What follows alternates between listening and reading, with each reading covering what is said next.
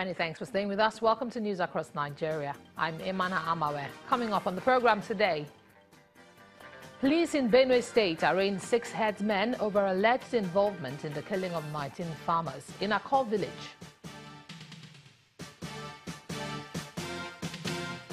Eighteen suspected hoodlums have been arrested by the Oyo State Police Command after 3 days of violence in some parts of Ibadan.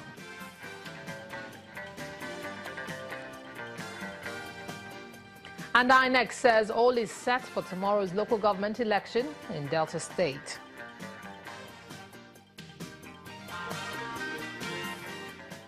Welcome to the program that brings you news from the length and breadth of Nigeria. The Nigerian police has arraigned one Ibrahim Saleh and 5 other headsmen before the Chief Magistrate Court 1 sitting in Makurdi, Benue State, in connection with the January 1 murder of 19 farmers in Arraigned village of Guma local government area. The Prosecution Counsel, Deputy Superintendent of Police Tahemen Dennis, told Chief Magistrate Isaac Ajim that the suspects were arrested following investigation into the killing. Another heather, Ibrahim Adamu, was also arraigned for violating the open grazing law with about 70 cows along the Makurdi-Naka road, while his accomplice Hassan Musa fled the scene. The 2 cases have been adjourned until March the 5th. It's the procedure of the court, it's the law. They are alleged to have committed an offense, and it has been adjourned pending further investigation and when the matter will be taken to legal advice, to the Ministry of Justice for legal advice. So the implication of that is that we have to wait until the legal advice comes out. But in the meantime, nothing stops us from making an application before the magistrate court for their bail. The fact is that the command has an official stand on this matter. You have to meet the public relations officer of Benue State Police Command to give you the details. That's what I can say for now. In the meantime, Joshua Habila, Deputy Inspector General of Police, the Department of Operation, further explains what has been put in place to address the security challenges in the state. I don't want to believe that those who threaten are the people who come and commit that offense. But like I told you, in no distant time, we're going to unravel those who have committed this, because there must be traces that must have been left at the scene of crime. And if it is there, then they will face the justice squarely. But I can assure you that there are procedures, and if someone is being alleged to be planning and arranging to commit an offense, there are actions taken by police, and that action, I believe, have been taken. And if there's anyone that will be found among them to have participated actively in this crime, then he's going to face the repercussion. Still on security matters, 18 suspected hoodlums have been arrested following 3 days of violence in some parts of Ibadan, which left many injured and property worth millions destroyed. The Oyo State Commissioner of Police, Mr. Abiodun Odude, who was on the spot, was on an on-the-spot assessment of the affected areas, insists that the indigents of the state should support the police with useful information. Peace. It's just this area boys trying to be funny with themselves, but we thank God they have not killed anybody, and they have not even killed themselves. We have been on this thing for about 3 days, persistently, day and night. They just come out, attack themselves, and withdraw, and we have been on their neck. But why we have come is to actually see what is going on and see if we can identify the leaders we can talk to and make sure that we keep this town as peaceful as possible. We are not going to give these boys a chance. Any of them we get, we'll deal with them according to law. 18 men have been arrested so far. So we are screening them and we're going to charge them to court. Well, the role of intelligence agencies in a country's security cannot be overemphasized. And for a nation like Nigeria that faces serious security threats such as kidnapping, burglary, armed robbery, and terrorism, questions continue to surface on how agencies can be further equipped to deal with the changing tide in Nigeria's intelligence and information gathering. Joining us on the program to discuss more on intelligence gathering in the country is Mike Ejiofor, a former DSS director. Thank you for joining us on News Across Nigeria. Thank you. Mr. Ejiofor, Happy New Year to you. Nigeria has been plagued with so many different kinds of security challenges, from herdsmen attack to insurgency in the northeast and the day-to-day armed robbery attacks on citizens. As a security, the former director of the DSS and a security expert, how effective would you say Nigeria's secure information gathering for agencies is? Well, I think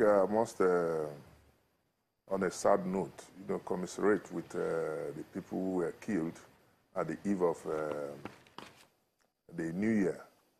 A lot of them would have prayed that they survived this year, last year, which was very turbulent, and having come into the New Year, they made a sudden death, which was, in fact, most embarrassing situation we can face in recent times.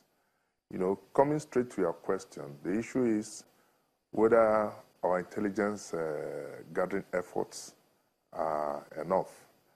In my mind, I believe that we can do more. We're not in our optimum yet.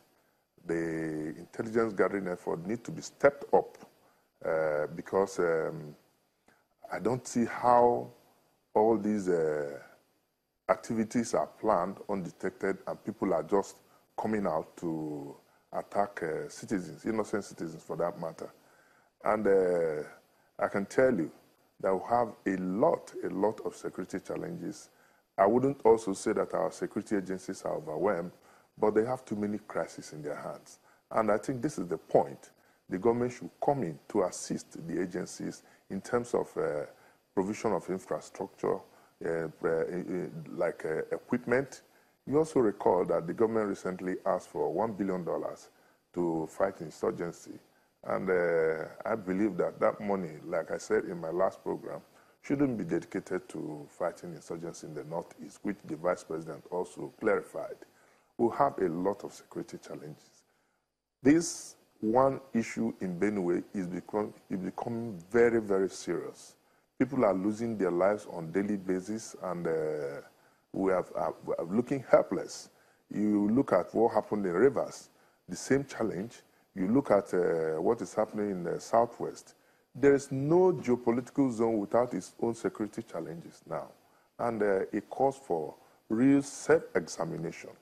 Because I can tell you that this year, without sounding pessimistic, we're going to face a lot of security challenges.